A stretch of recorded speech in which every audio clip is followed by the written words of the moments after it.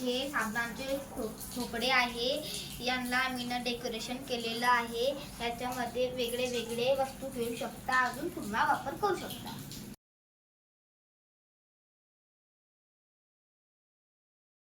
खोकळं होतं आणि याला आम्ही रंगीन कागद लावून याला डेकोरेशन केलेलं आहे.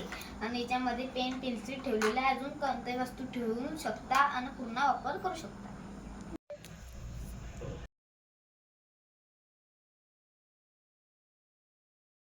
थर्माकोल आहे.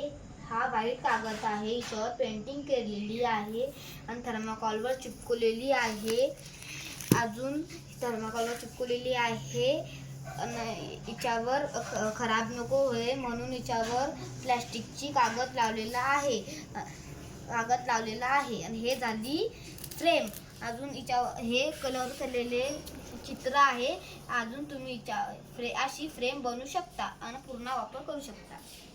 हे थर्माकोल आहे. याच्यावर पेंटिंग केलेली आहे.